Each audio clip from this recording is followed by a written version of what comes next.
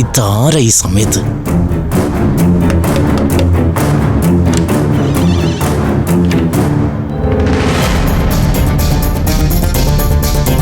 ഇവിടെ എന്താ പ്രശ്നം? എന്ത് പ്രശ്നം? ഇവിടെ ഒരു പ്രശ്നമൊന്നുമില്ല. ഹോസ്പിറ്റലിൽ ഡോർ അടയ്ക്കാൻ പാടില്ല എന്നറിയില്ലേ?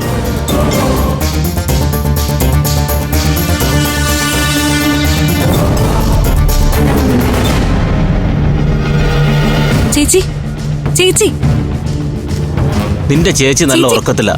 അവളെ വിളിച്ചങ്ങനെ ശല്യപ്പെടുത്തണ്ട. ചേച്ചി, ചേച്ചി, ചേച്ചി, എഴുന്നേക്ക് ചേച്ചി.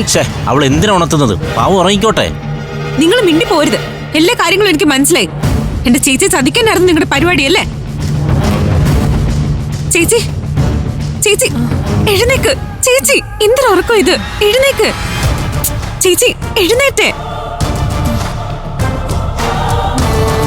എന്തിനാ ഉറക്ക ചേച്ചി ഇത്? എന്താണെന്ന് അറിയില്ല മോളെ. ഉച്ചയ്ക്ക് ശേഷം നല്ല ക്ഷീണം ഉറക്കുക. ചേച്ചി ഇങ്ങോട്ട് വന്നേ. ഇവിടെ ഒറ്റയ്ക്ക് ഇങ്ങനെ കിടക്കണ്ട. അതിന് അമൃത ഇവിടെ ഒറ്റയ്ക്കല്ലല്ലോ, ഞാനില്ലേ കൂടെ. അത് തന്നെ എന്റെ പേടി. ചേച്ചി വാ.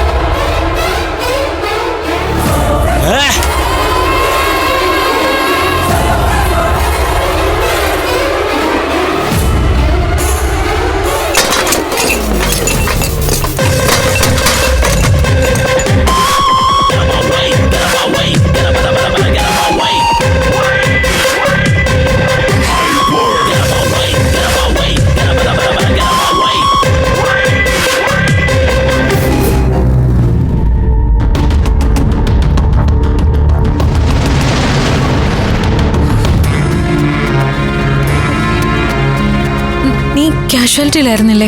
പിന്നെ ഇങ്ങനെ റൂമിലേക്ക് വന്നു? മഹേന്ദ്രന് സീരിയസ് ആണെന്ന് പറഞ്ഞ് കാഷ്വാലിറ്റിയിലേക്ക് ഒരു കോള് വന്നു. അത് കേട്ട് ഞാൻ ഓടി വന്നത്. അപ്പോഴാ ഇതൊക്കെ കണ്ടത്. ചേച്ചിക്ക് നല്ല ക്ഷീണം ഉണ്ടല്ലേ?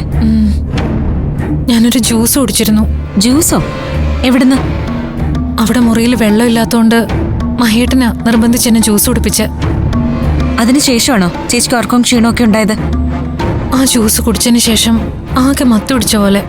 അങ്ങനെയാണെങ്കിൽ ഇതിലെന്തോ ചതി നടന്നിട്ടുണ്ട് ചേച്ചി. ചതിയോ?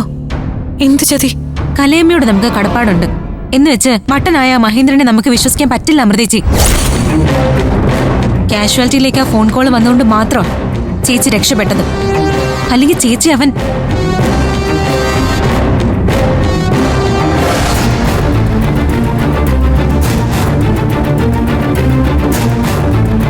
കാഷ്വാലിറ്റിയിലേക്ക് വിളിച്ചയാൾ ആരായാലും അയാൾ ദൈവോ.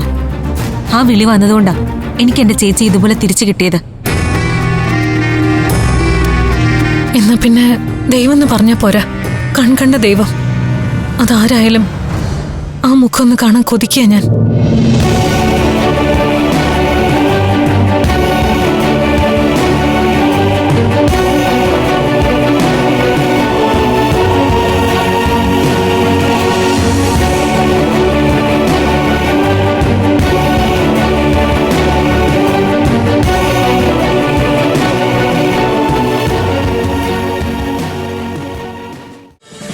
ഫ്ലവേഴ്സ് ഒരുക്കുന്ന കാഴ്ച വസന്തം യൂട്യൂബിൽ പ്രേക്ഷകർക്ക് ലൈവായി കാണാം. ഫ്ലവേഴ്സ് കോമഡിയിൽ ജോയിൻ ചെയ്യൂ, ആസ്വദിക്കൂ.